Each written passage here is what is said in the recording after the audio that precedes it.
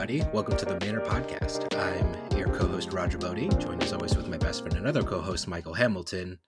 Michael, the Pro Tour 6 weeks away. I can't find the perfect 80 Bolton cards. How do I find the perfect 80 Bolton cards and master a draft in 6 weeks? Help. Well, I know you've been doing a lot of drafts in the Runaways queues, so I feel like you're getting that part down. I'm not positive the perfect 80 Bolton cards exist. Maybe They do. They're there. Somewhere. Okay. If you say so.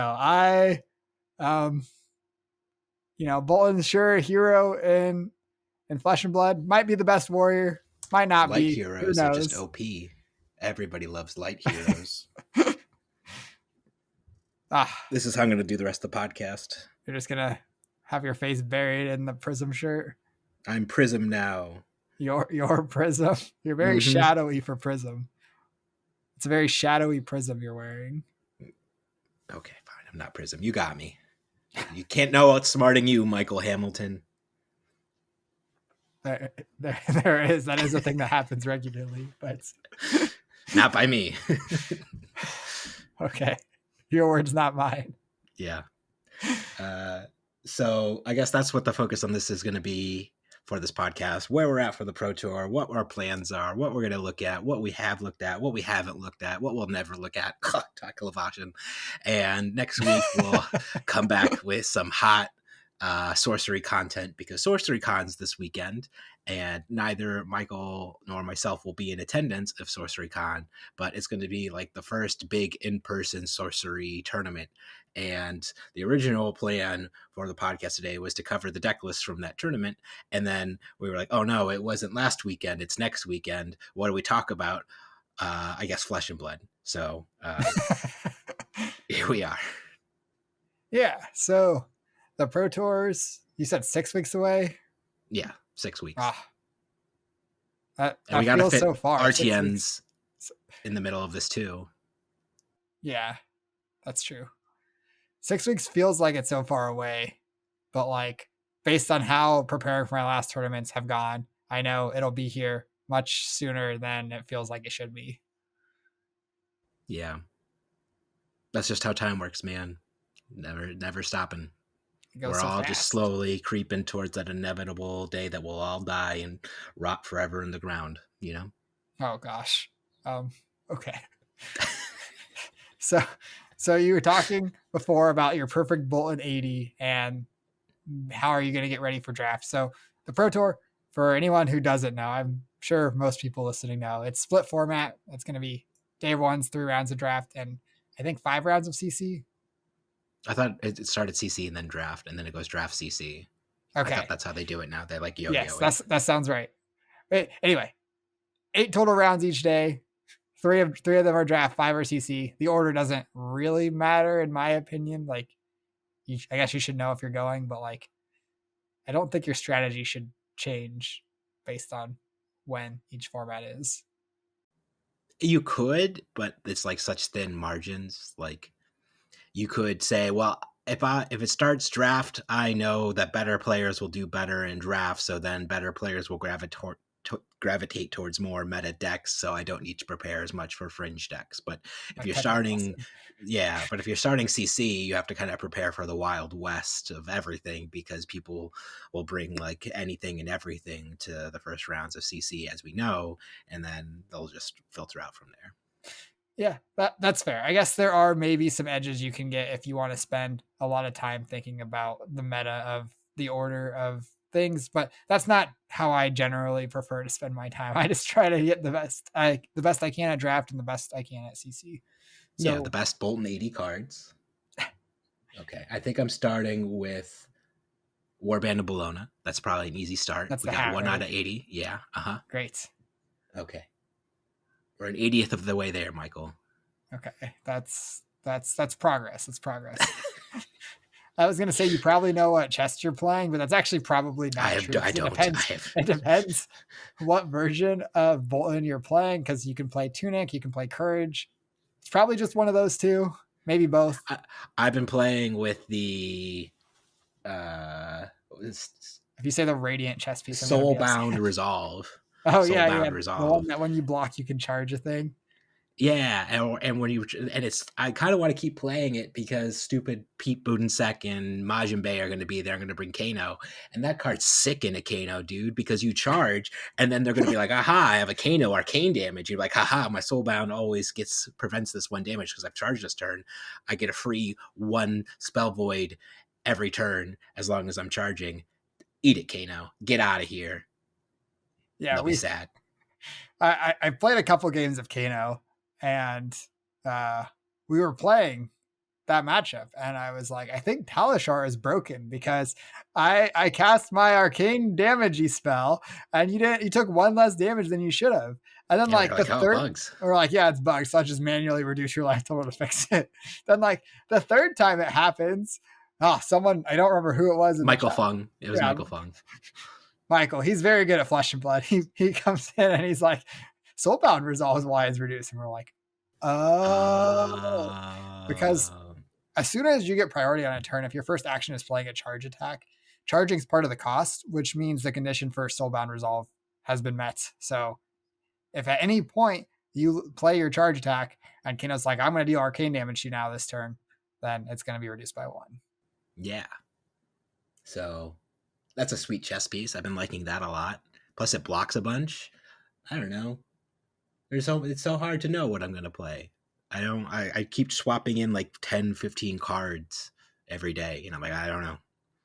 And then what are you working on though? So are you a Kano master now? Did you learn your sick Kano lines with what's the tutory card? Lessons in Lava. Lessons in Lava. You learned you could lessons for lessons. I know Yeah. that was a big level up for you. Yeah, so I had exactly 8 resources one turn as uh I was casting a lessons, and I had 7 resources. 8 resources before I cast lessons. Cast lessons, go to 7 resources. And I'm like, what can I get here? It's too soon to get my finisher. And then I think for a long time, I end up getting like Tome because I didn't have enough damage to kill my opponent. And so I get Tome, I play Tome, draw 2 cards. I think it's like a blue and a red, so it was just like +1 resource, and then I pitch those to Kano and end up nowhere close to killing him. I think he lives with like 10 life. And then after the game, my opponent goes, I think you were supposed to lessons for lessons that turn. And I go back and I think about it. I'm like, 7 resources. Okay, we play lessons, or we put lessons on top, we activate Kano, we play lessons, go to 3 resources left. And then we can just tutor for the Blazing Aether. And that was like 2 damage over lethal. And I was like, whoa, mind blown. Lessons in Lava. Tutoring Kano's for hard. lessons in Lava. That's crazy. So I don't think I'm going to learn Kano for the Pro Tour. I think it was the kind of thing where I pick him up for, play 5 games or so and realize that I don't really want to learn Kano before the Pro Tour. I think it is a pretty hard deck to play. You have to learn all the lines, and then you have to also know how likely you are to go to basically get there if you go for it in different spots. It's also just like a pretty high variance hero in general. I think like the skill cap's very high, but there's also a lot of variance when you're just like first cycle activating Kano. The difference between hitting your best card and your worst card is like huge. The list I was playing had Eye of Ophidia in it. I Kano'd into Eye once, and I was like, I don't like that. I don't want to do that ever again. So I don't think I'm registering Kano for the Pro Tour. I want to say I've ruled it out. There is a small world where I would end up on Kano, but I really don't think so. I'm like sub 1% to play Kano at the Pro Tour. Same. So what are you greater than 1% to play the Pro Tour then? So I actually have a pretty long list of heroes that I am greater than 1% to play. I think the leader right now is Bravo. He's good. He got some upgrades, and I have the most experience playing Bravo. If the Pro Tour was tomorrow, I'd register Bravo. Pro Tour was next week, I'd probably still register Bravo. I probably would just like stop trying other things and just lock in Bravo and work on playing some of the newer matchups, figuring out the KO matchup, figuring out the Prism matchup. That said, those 2 decks, they've both KO and Prism, both did really well. They won a Battle Hardened recently. I am interested in learning those 2 decks pretty well. I think they're both on my list of potentials, and I also think that though both lists won a Battle Hardened, since they were like kind of newer, I think both the lists are, I don't want to say unoptimized because they were both good lists. Unrefined. There's some Unrefined. refining you can do. Yeah. There's a lot of refining to do. Whereas like Bravo, I don't think there's much more refining to do with Bravo. I took my list from the Battle Harden that before the new cards came out, cut the bad cards, added the good cards, the 3 blue thunks from the new sets. We got upgraded the gloves, added the new hat, and that's about it for good old Bravo. He didn't really get much else to do. You can play the Clash cards. I think the blue block 3 Clash of Might and Clash of Vigor. I think those would both be very solid if they swung Anathos and Titan's Fist, but they don't. They don't. They cost 2 instead of 3, and it's really important that they cost 3. They don't have 6 power, so they can't pop things against Prism and Dromai. They do it red. Put them in red. They do it red. You can pummel them. I love the idea of pitch up blue, play my Clash of Might, 1 floating, Tunic at 3. Ooh, it's like the combo. Watch out, yeah. Way worse. Yeah, so I think that maybe there's a world where you can build Bravo to take advantage of these things where you're not playing Titan's Fist and Anathos. But at that point, why are you playing Bravo and not Victor? Because you get better cards. Crippling Crush and Starstruck. Yeah. Those are some good cards. Yeah, they are good cards. So that's something that is definitely worth taking some time to explore if you want to. But if I'm playing Bravo, it's probably going to be the same old boring list that I've been playing for the last 6 months with a couple new cards. Yeah. So we had a team tournament over the weekend, the Wolfpack one day Battle Royale team pack tournament. And so you played Kano, and I spent the day playing Dorinthia. And I think I crossed Dorinthia out of my playable, I'm going to play this hero tier list. And I think she might be worse than Kasai. I mean, did we put her above Kasai on the tier list? We did. We both put her in like A tier, like second best warrior. She might be third best warrior. There's still a lot of clunk in a lot of Dorinthia's game plans. There's a lot of you always need exactly like 1 blue, and then you want like 1 non-attack action pumpy ego again card, and then you want like 1 secret attack reaction in case your opponent decides to block that turn, and then like and if you don't draw that exact ratio more turns than not, you just kind of clunk. Yeah, I think my biggest issue with the Warriors in this format, except Olympia, actually, I think Olympia is probably the best at this one aspect. But my issue with the Warriors is that all their blues suck. If you look at all the Warrior blues, it's like, okay, we get Glint the Quicksilver. That's pretty good if they block and turn on Reprise. You get to draw a card, get go again. That's a pretty good blue. And then you look at all the other blues and you're like, I wouldn't ever put these in a constructed deck if I could avoid it.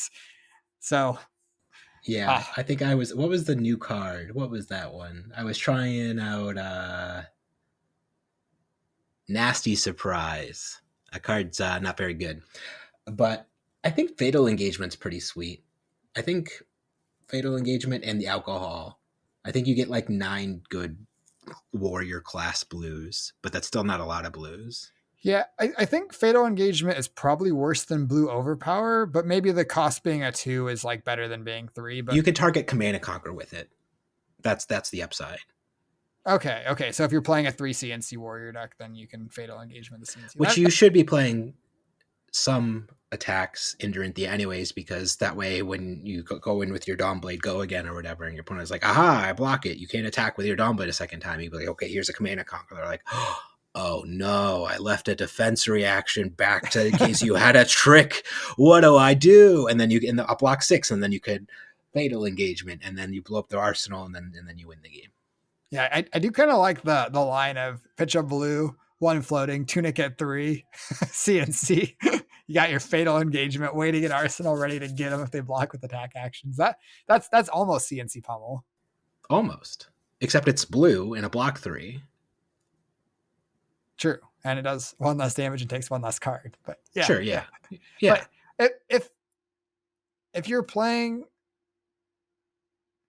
3 CNCs, that does seem like a reasonable blue. I do like that inclusion. Yeah, and I don't know why you wouldn't play 3 CNCs this point in time in Flesh and Blood. That's a good card. Hey, there's a lot of decks that shouldn't play 3 CNCs. Like, name one. Prism. I think Prism should play 3 CNCs. I'm putting CNCs in my Prism list. Okay. Great. I am happy to hear that, I guess. Why are you putting 3 CNCs in your Prism list? I don't know. There's not a lot of good Prism cards still. There's some, don't get me wrong. There's just like sometimes you just need a good old, and like you want to have some poppers. And I hate Celestial Cataclysm because every time I cast Celestial Cataclysm, I'm like, I wish I just had 3 more cards in Soul to transform all these Angel dudes. But instead, I attacked for 7, and my Figments are sitting here like idiots. And I'm like, oh, dang! I wish I just attacked with a Command and Conquer instead, and then I'd have 3 more cards in Soul. But the times you don't want to attack with it, like the Command and Conquer, then it's a red. And reds are way worse than yellows in Prism. Sure. I will not argue that. So, Celestial Cataclysm is like a resource card, a popper, a block 3. And in third cycle, after you're all out of your little flippy doos, you can go Cataclysm, and then they're dead. How do you have 6 cards in Soul and you've transformed all your Angels and the game is still going? You it happens. Trust me on this one. Just trust me. Yeah, you're the Prism expert now. That's right. I actually have played a decent amount of Prism games since the weekend when Rob Catton took down the Battle Hardened with his you mean 2 days ago? Yeah. I've played a decent amount of Prism since then. Yeah, okay. Like not double digits of games, but I don't know, probably like 6 or 7. Okay. So I would say that I think Prism's a real contender. I think that the deck does seem pretty good, and it has kind of like 2 divulging plans where it can attack with its heralds or it can play auras and probably do a mix of both. But you don't have to play, like you still play the new Prism weapon lag, Luminaris, something. Angel's Luminaris, Glow. Sure. Luminaris again, go. Yep, that's it. Luminaris again, go. But I think Prism is real. I think that her KO matchup is probably going to be pretty tough. And I'm not sure how you fix that. Guardian's still not great. You are better against Guardians than I expected to be, but I don't think it's a good matchup still. And I think both those 2 decks are going to be pretty popular at the Pro Tour. So yeah, I think the deck's real, especially if you want to beat up on the Kanos, because there's always a bunch of Kanos at the Pro Tour. Prism's a good choice, but I think she's pretty good into the Warriors, but she has some problems. I think I'm comfortable leaving her where I did on my tier list. I think I put her at C+, like at the very top of C, right below B tier. And I think that's accurate. I think all the things I said about her are still hold true, where the Angels plan can just beat you up real good if you don't have a lot of poppers in your deck and you're not prepared for it. It's just like 15 plus all these Angels and Figments flying around damage a turn consistently every turn. And if you don't have like effective tools to erase it or pop it and disrupt it and just kind of go over the top of it, it'll grind you down. So I feel pretty confident in that. I don't know. I guess I need to see how it plays into ninjas still. I don't know how that matchup looks, and I don't know how it plays into assassins either. I could see assassins being pretty rough for it, just because, especially a deck like Uzuri that has like a good amount of poppers and a good amount of disruption, but maybe the Angels cover you there and you kind of play more of a setup based plan. I don't know. There's a lot of question marks to have in like her matchup spreads, but I still think from what I've seen, there are just enough gaps in it still that it's not like a true tier 1 deck, I don't think. Yeah. And until this weekend, I don't think I'd played a game of Prism with the new weapon. I was like, I'm not really a big Prism person. I've usually been on the side of playing the Guardians to die to the Illusionist rather than playing the Illusionist. So I was kind of just, after the first weapon came out and Prism sucked, I kind of just disregarded her. Then the new weapon came out and I'm like, if she's good, the Prism players will figure it out and then we'll see where she's at. And it seems like the Prism players have started figuring her out. It seems like she is actually pretty good. So I rated her. I don't remember where I put her, but it was pretty low on my last tier list last week. But I would definitely bump her up at least a few spots. I think she's up there with probably the bottom of A, top of B tier in my mind now. Okay, fair enough. But more exploring to be done. Prism is not crossed off my list for Pro Tour decks. She is definitely in the above 1% category. What about this year, Azalea? Have you played with Judge Judy yet? I don't know if that card's very good. I think Azalea is very good. I think I am kind of unlikely to play her at the Pro Tour just because it's just not a deck that I enjoy very much. I think it's very good, but it's really important for me to enjoy the deck I'm playing. I think that. Do you think you'd enjoy Victor? Would you play Victor over Bravo? Yeah. That's I crazy. could play Victor. Why? So I think that right now, I think Bravo is better than Victor because Crippling Crush and Starstruck are very good. But that said, I have my Bravo 80 like figured out. If the Pro Tour was in 2 weeks, I would feel like I'd practice Bravo for 2 weeks and I'd probably register something very, very close to the 80 that I have right now. Victor, I do not. I do not figure it out. I have a lot of work to do to figure out the ideal Victor list. I think his hero power is quite strong if you have ways to create gold tokens. Mm-hmm. I think Test of Strength is a reasonable card. I think Trounce is not very good, but maybe it's good enough in some matchups. But the fact that you have to win 2 clashes, and if you don't, then it's just like a red 3 block with no other text, kind of sucks. You can't even arsenal it like a D-React. I think the Golden Sun, when you reveal it off a clash, is really strong. And his hammer is medium. I think it's okay in some matchups where you're going to win most of your clashes, and quite bad against decks like KO and Guardians, where you're just not going to win a lot of your class, or you're not going to win a high enough percent of your clashes to be worth the risk of putting minus counters on your weapon. So I think that Victor's going to have a kind of different matchup spread, where in matchups where your hammer is really good and your Test of Strength and Trounce are drawing a card pretty often, I think Victor's really, really strong. And I think in other matchups, we gotta iron out some rough parts there and really figure out how to make those matchups like reasonable. And so I definitely am planning to spend some time playing Victor. I don't want it to be a situation where when Oldheim came out, all the Bravo players were like, why would I play this guy instead of Bravo? I can't play Crippling Crush. And like, obviously now Oldheim like clearly was really, really powerful, probably reasonably better than Bravo. His weapon was way better. His hero power was better. And his card pool was, well, I won't say any of them were as strong as Crippling Crush. I think overall his card pool was better than Bravo's card pool. So maybe Pulse. Pulse is probably. That's right. I was gonna say Pulse. But you only get 1 Pulse. Bravo gets 3 Crippling Crushes. Sure, but you don't get Winner's Wail or Crown of Seeds in Bravo. Yeah. And I think those are really the 2 big draws to him over any cards in your deck. Yeah. I think Stalagmite's also like, which didn't even exist when Oldheim first got printed, but Stalagmite was also a messed up card. So I don't want it to be another situation where I'm just like disregarding him, because I know Bravo is good now, and I have a list of Bravo that I like, and I think Bravo is really powerful. So I'm definitely spending some time to make sure it's correct to play Bravo instead of Victor. And if I find out that Victor's actually broken and the best thing to be doing, then might get a little hush about him on the podcast until the Pro Tour. But for now, I think Bravo is the best Guardian. I stand by where we put him on the tier list. Okay. Hold on. I gotta make a little diagram to prove why Victor is bad. Okay. This is a unique shape. I've been learning shapes with Austin lately. I believe this one is called a triangle.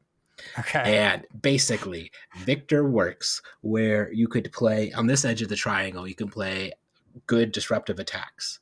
And then on this edge of the triangle, you could play block cards. And then on this edge of the triangle, you can play defense reactions. And you cannot put all 3 of these in your deck and have a functional deck. You have to pick 2 out of 3. And as long as you are picking 2 out of 3 of these corners on your triangle, your deck is exploitable and ultimately flawed, I feel like. And that's the biggest issue I have with Victor. Because you can't put the block cards and defense reactions, because then you just have no real disruption, no real pressure, and you're losing your clashes more often than not because you have all these defense reactions and block cards in your deck. And if you're putting defense reactions and disruptive attacks in your deck, just go play Bravo, because you're not making gold or using the good block cards that he got access to. And if you're putting block cards and the disruptive effects in your deck, I think those are the best builds of Victor, but I think your deck is exploitable because of the lack of defense reactions in it. You'll just be really soft into decks like Bravo and Azalea and the Warriors that are able to kind of go over the top of it. So what happens if we just play all 3? That's where I'm at right now in my testing. I think any combination of the 2 is exploitable, but what if you just play all 3? I just don't know how you find room for that in 80 cards. And that's the key to solving Victor. If you can do that, then you might have a hero that is possibly as good as Bravo. Okay. We'll find out. If you can show me your Hamilton theorem to prove all 3 sides of a triangle for Victor. My current deck list is in the Wolfpack chat. You can see it if you want to see where I'm at with Victor right now. Not our audience, just you, Roger. You can see where I'm at. Oh, thank you, Michael. But yeah, so Victor, I would say probably lower chance I play him at the Pro Tour than Prism, but definitely more than 1%. Okay, fair enough. What about Riptide? Do you think you'll play Riptide at the Pro Tour? No. Okay. What about Teklo? He top 8 at the AGE event, right? He's good. Yeah, he did do that. Yeah, are you gonna put time in a Teklo? Be a Teklo main? No. There's so many people playing Teklo Boston on Talishar. I had no idea how much people liked this guy, but he's still everywhere. I think people just love bad heroes. Source me loving Bolton for the past 2 years. I think so Tekla Boston is now in my where Prism was. I'm like, someone will figure it out if this guy's actually good. And right now, probably not me. Based on Talishar on February, the 2 hands down worst heroes in the game are Betsy and Olympia, with win rates of 33% across all their matchup spreads. Behind them, Teklo's kicking their ass at 41%. He's got an 8-point lead over Olympia and Betsy. He can never beat Azalea. He has a literal 0% win rate into Droma. It's not even 1. It's actually how many games is the sample size? It's 23 games, but still. You would think like one of those games, maybe he could possibly. Like the Droma's internet disconnects or something, and he claims victory. Nope, 0%. I think that's the worst matchup in all of Flesh and Blood is Teklo into Droma, which is really amusing. He's 9% into Phi, 13% into Kano.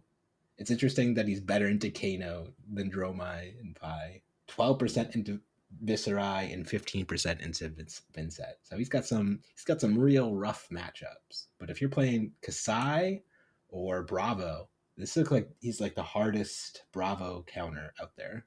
Yeah, he has the highest win rate out of all heroes into Bravo at the moment. Until we get the Mangles back in our deck. Yeah. Although you know what hero also has the highest win rate, and it's not. Oh, okay, it's a little close. Dromai has the highest at 57%, and then Kasai is just right trucking along behind at 55%. That's actually really impressive that Kasai's win rate's so good, because normally when a new hero comes out, people have all these bad versions of the deck that doesn't win very often. So no offense to people, but it's just like they just aren't tuned or refined yet. They're just like throwing ideas against the wall and seeing what works. So that's really impressive that Kasai's win rate's actually quite good. Yeah, it's like 27% into Dromai, 30% into Kano, 41% into Max, and 39% into Riptide. But aside from that, it's 50% or better into everything. How is it? Where's the Bolton? What's his win rate into Bolton? 66% into Boltons. Bolton bros. I'll teach you. I'll show you the way of how to beat Kasai. It's not hard. I'll show you. Kasai has a lot of 3 blocks that don't say attack action on them, and those are the kind of things that line up pretty well against Bolton usually. Yeah, but you know what Kasai doesn't have? She has everything. She doesn't have She's great. disruption. Not real disruption. You just said to put 3 Command and Conquers in all your warrior decks. Yeah, and you think you can't block 3 Command and Conquers across the game while you're setting up combo? Kasai can stuff your combo too. She blocks really well. Nah, triple Lumina. Nobody's stuffing triple Lumina. Yep, that's no argument there. Yeah, so you just wait till triple Lumina. I played a bunch of games into Shane, and after we both scrubbed, and I showed him the way for how Bolton beats Kasai. And I was just like, okay, I have a combo piece in Arsenal, I have a combo piece in hand. I'm going to intellect penalty myself for like 3 or 4 turns, play 3 card hands, it's just block 9 as best as possible. And eventually I'll just draw a third combo piece and I'll win the game on the spot, and woohoo. Cool. How much damage is triple Lumina? Like 60, 40, 50?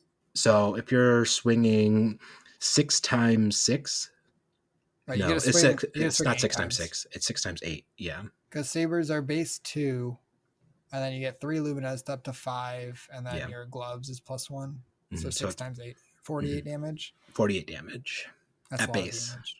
And then then if you just get like a little bit of chip damage, or you get them down from there, and then they're starting to force to block you, and then you're bringing them down to your Bolton level of being like, okay, show me how well you can play 2 card hands. And Kasai doesn't play 2 card hands super well. It's okay, but like not that great. And then eventually you'll just get over the edge, especially if you keep a beacon in your deck after triple Lumina.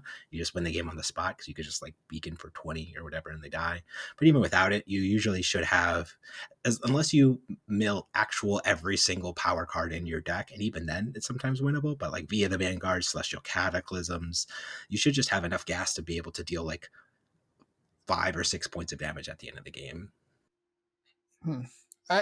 I'd be interested because you can do the trick where, is it okay if I talk about how to beat Bolton on the podcast? Sure. The trick where like you let each Lumina sword hit you for 1 damage, and then if you're then 8 attacks with 3 cards going away each attack, that's 24 cards. Or you look at the top 3 cards. That's, if the game's been going on long enough, that could realistically just get all of your beacons and most of your other good cards. Mm-hmm.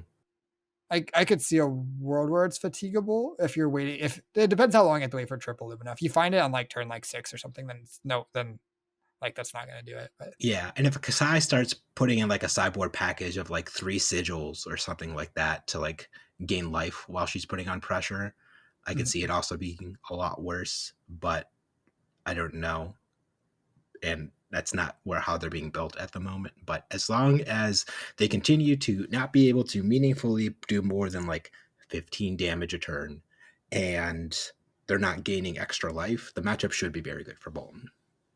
Yeah, that makes sense. I think Kasai is going to have this problem if she's not able to like she has to play yellows in her deck to turn on her hero ability. And if you're just like letting your opponent keep a 4-card hand and their hand is drawing a decent amount of yellows, then like it's hard for them to really go significantly above rate with yellows that aren't like broken cards. And blood in her hands can be really good if you have the copper tokens, but it's hard to get all the copper tokens against an opponent that's blocking you out. And Raisin Army is also a strong yellow, but you have to, again, be hitting and get your gold generation for that. And the gold generation is reliant on you having already got yellows in your discard. So I think it is pretty hard for Kasai to go significantly above rate, and her hero power requiring you to play yellows, and there not being a lot of good yellows, is rough. Yeah. So we'll see. Maybe I'm crazy. Maybe she is actually just the best warrior, and everybody will prove me wrong. But yeah. Although now I just kind of want to throw 3 sigils of Solace in Kasai and call it a day, and maybe it is the best deck. I would say Kasai is also one of the decks I am more than 1% to play at the Pro Tour. I do think she could be good, and definitely some work to be done there. We only have 6 weeks though, so I don't know if I'll have time to explore everything I'm interested in exploring. It kind of depends how much time I have to play Constructed in Flesh and Blood, and how much other people on the team are working on things that I'm interested in too. Kasai's not very good into, Katsu's not very good into Kasai, because Katsu is the other hero that I was like, he just got that cool new blue Majestic. I wonder if anybody's put in a lot of work on him, and it doesn't seem like there's like just under 6,000 games right now on Talishar for him, and he's at 49%. I think that Katsu's in a weird spot where he's Oh like, Jesus, he's got a hmm, 26% win rate into Victor. I would not have expected that. yeah, I think Katsu is like pretty bad against Guardians in general. They just have so much armor, they block really well, and then he doesn't want to block their attacks, and their attacks say your stuff doesn't work if you don't block it. Like Mm-hmm. Spinal Crush against Katsu is really good. Even if you're just like playing Victor and not Bravo, Spinal Crush is really good. Debilitate's fine. Choke Slam's also very good. Just turns off a lot of Katsu. Basically all the combo stuff gains power, and Choke Slam stops that. So I think Katsu has a pretty big Guardian problem. One of his other issues is that he can get fatigued by Guardians too. And I think it's less now that Oldheim's gone, but it still comes up where you just like start drawing these blue clumps because the game's been going on long enough. You shuffle all your blues that you pitch back into your deck, and then you're just drawing too many blues. And the new Majestic helps with that because you can just play it and give all your stuff +1. But if you don't banish a combo card with it, then you just spend a whole card for a few +1s, and you're probably not getting 3 points of value out of it. For sure. So I think that just about covers Classic Constructed. Do you want to talk about a little bit of our limited prep? We've both been battling in the Runaways draft queues. Yeah, I haven't. I don't think I've done a draft since I got back from Hartford. I have spectated and backseated a lot of drafts, though. I love telling people what to do and just watching. And then when things don't work out, I'm like, oh, you clicked the buttons. It is not my fault. Fair enough. Fair enough. But yeah, I still really like this limited format. How are you feeling about it?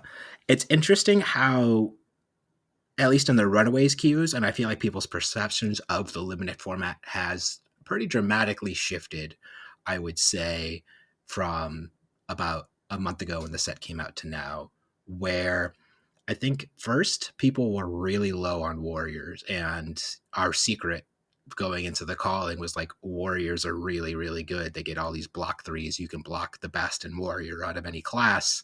Like, try to play Warrior if possible, try to draft Warrior if possible.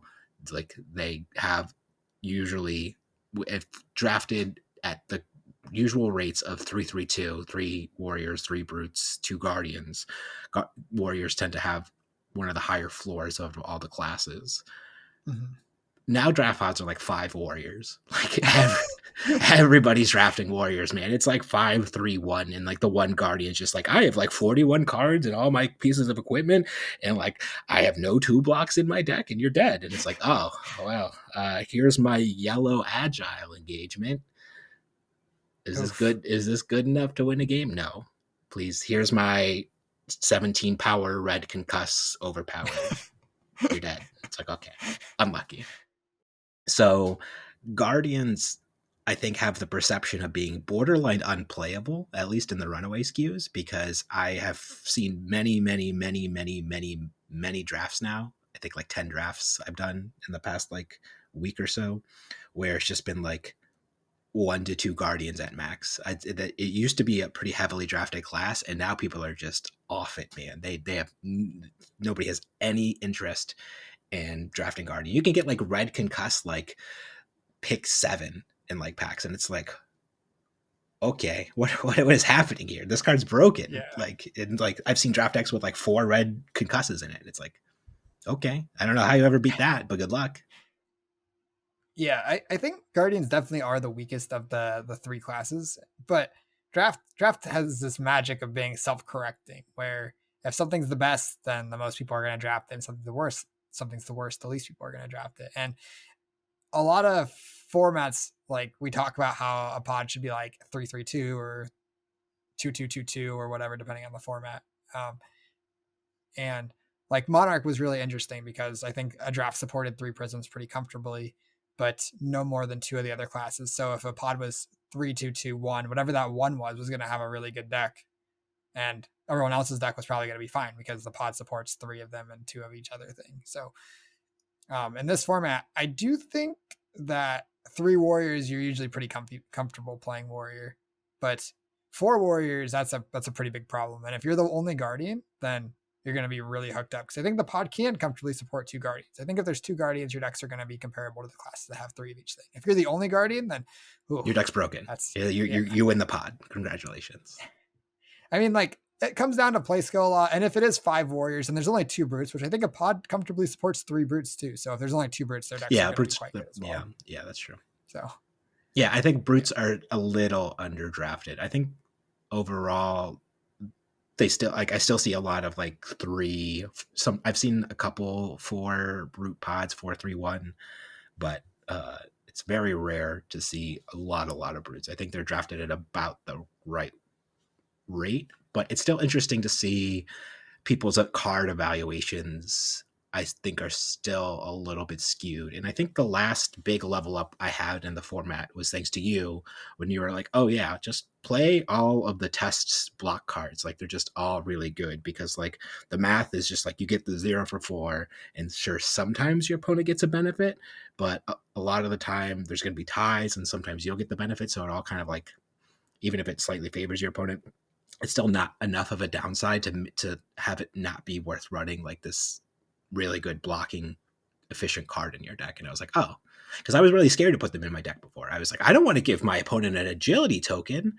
I don't want to give them a gold. That's they're gonna draw a card. That's broken. I gave that. I don't want to do that. But then you're like, oh yeah, but then I like stuffed their big dumb overpowered attack block for 4, and then they cracked their gold and drew like blue rising speed and attacked me for 3. It's like, oh, okay. I'm glad I blocked for 4. Yeah, that's a weird combination because I think Overpower is a Guardian mechanic and they can't play Rising Speed in a Guardian deck. But anyway. You could play what's the Majestic that gives your next attack you wager +3 in Overpower, or the Down But Not Outs. Oh, Double Down. Yeah, Double Down and Down But Not Outs. So there you go. Yep, that's fair. I was just like, Overpower is the Guardian thing, but there are non-Guardian ways to do it. So yeah, I think just touching on the clash or not the test cards again. So if your opponent getting the token is worth 1 point for them, which in general it is, I think agility tokens, sometimes you can argue that it's worth 2. Occasionally it'll be worth 3, but that's really rare. And that's usually if you're not attacking them afterwards. But if you have a test card to block with, you're probably not blocking with your whole hand. You probably get to save a few cards. So like, even if you give them an agility token, you're probably hitting them and giving them it's not going to be worth 3 or 4 points of that.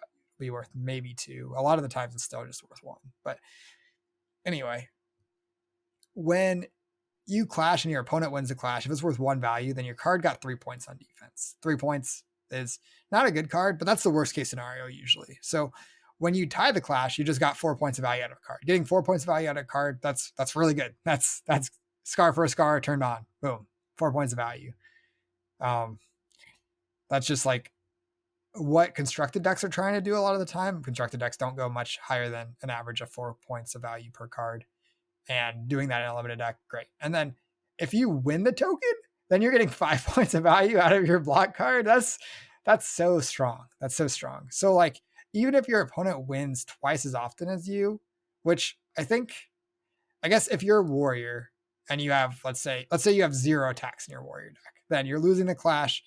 Probably whatever percent of your opponent's deck is attacks versus not attacks. It's probably like 70-30 or something. Then 70% of the time they're getting the token, 30% of the time you're tying. That's still averaging 3.3 of value for your red, which is a good deal. And your odds of winning a clash or tying a clash are usually reasonably better than your opponent winning 70% of the time and the other 30% you tying, because you're usually going to have some good attacks in your warrior deck. You're going to play like some of the red 3-for-7s. You're probably going to have some of your blues be attacks. So yeah. I also really I was also scared to put the clashes in my deck for the same reason, like clash on my Clash of Agility.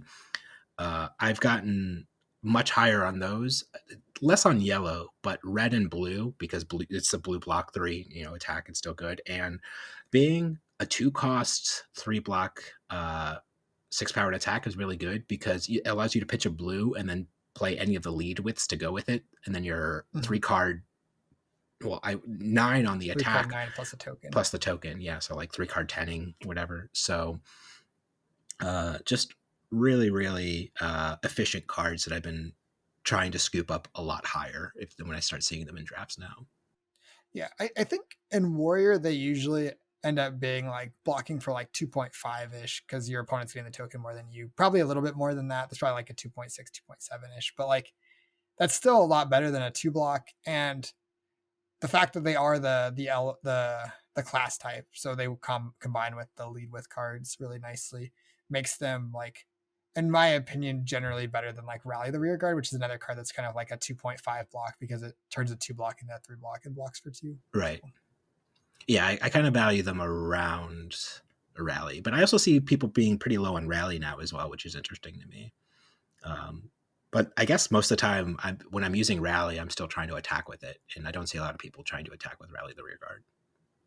yeah, At Red specifically. it being a generic makes it kind of awkward that doesn't pair with the lead with cards. But in Warrior specifically, having an agility token just going like sword into Rally is great. Yeah, I will say when I get my first red Rally the Rear Guard, I will prioritize a red Money Where Your Mouth Is a little bit higher because it does pair with that. Yep. So just something to keep in mind. But I love this draft format. It's sick. I love it. I'm doing fairly well in it overall. I was crushing it for a while, and then there was the Great Warrior Reckoning, and I didn't adjust well enough in enough of my drafts where I have train wrecked a couple of like 5 warrior. I've been the 5th warrior in a pod once now, and I can tell you, your deck's not very good. So don't be the 5th warrior. Great advice. Don't be the 5th warrior. That's the hot take podcast advice everybody needs is don't be the class that's overdrafted in your draft pod. You're welcome. Yeah. I think a couple weeks ago we talked about how Guardian really needed like some bombs to really like compete with the other classes. If you're the only Guardian in your pod, you're going to get hooked up with those Guardian bombs. You're going to get the rare equipment. You're going to get like the power cards that are coming to you. You're going to be able to really maximize the efficiency of your deck between the choices between reds and blues to minimize the amount of yellows you're going to have to play in your deck. You're going to get more 3, like I was watching Yuha on his Arsenal Pass video he did, and he was breaking down like the block values per class, and the worst blocking class is Brute because they have no blocks, but Guardians aren't much better, and that's also because they have that aura that blocks for 2 at rare, and that actually brings down their block value quite a bit just because that takes up so many of their rare slots, and that's I think the only rare card that blocks for 2 aside from Wage Gold. Yeah. Which is pretty crazy. Like that card had to have gotten nerfed at some point in development because it's very bad. Like if that's in your rare slot, you're like, oh no, please, and not this. And even like it's just so bad. You're not even happy to play it at blue because it's still blocking for 2. It's at least a 2 block on attack action. That's like the best like the version of the card. And like, okay.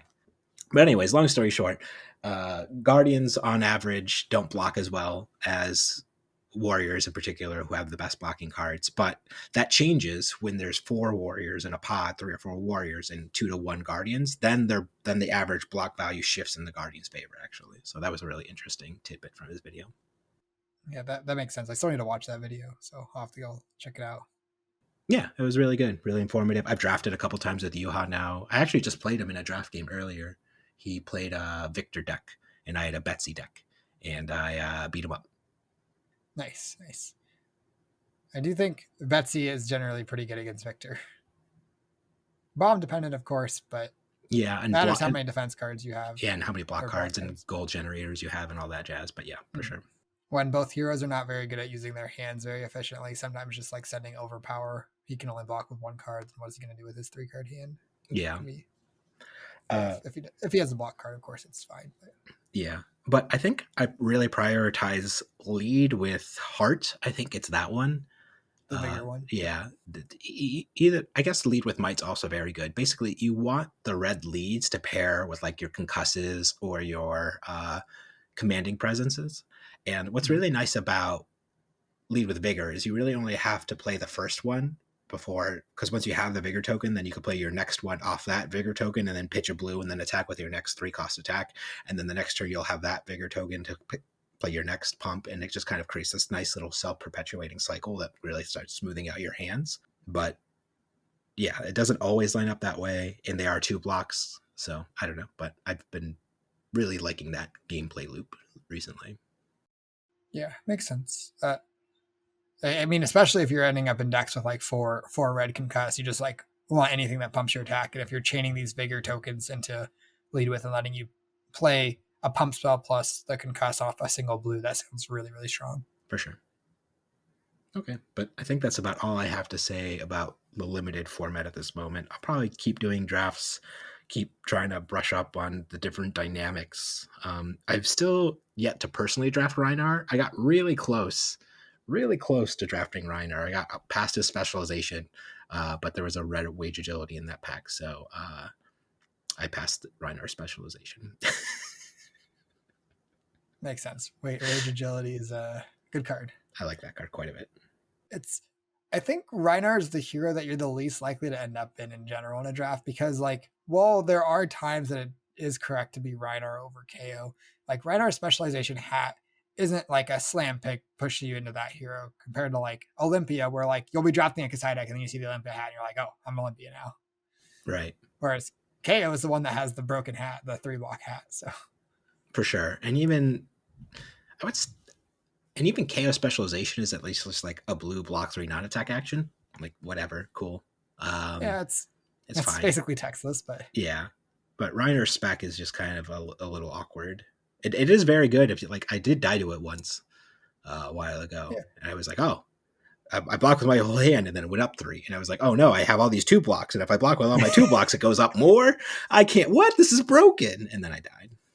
Yeah, I do think Reiner's spec is pretty good. I think it's like also a real constructed card, but I don't know if I don't think 1% of above 1% to play Rhinar Pro Tour. Sub 1% to play Rhinar. Above 1% to play the other 2 birds. So both of them are above 1%, but not Rhinar. I'm sorry, Rhinar. Unlucky Rhinar. Just someday I will value Intimidate. Someday, but we're not there yet. Fair enough. Any final thoughts then, buddy? I love heavy hitters. It's like, I think it's the best set they've made in a really long time. So, yeah. I even posted the hottest take I've ever posted on Twitter where I said, Flesh and Blood's a fun and enjoyable game. I saw that tweet. It got a chuckle from me. So. Yeah. Because I was like, everybody was always like, hot takes are always so negative. Nobody ever hot takes anything nice. And I was like, I'm going to hot take something nice. Check out this hot, nice take. Changing the game. That's how you know it's a real hot take. Because once you know that a hot take is going to be negative, then it's not really a hot take. It's just a negative take. But once you start getting positive hot takes, then it's just like, that's the real big brain content that I want to be responsible for now.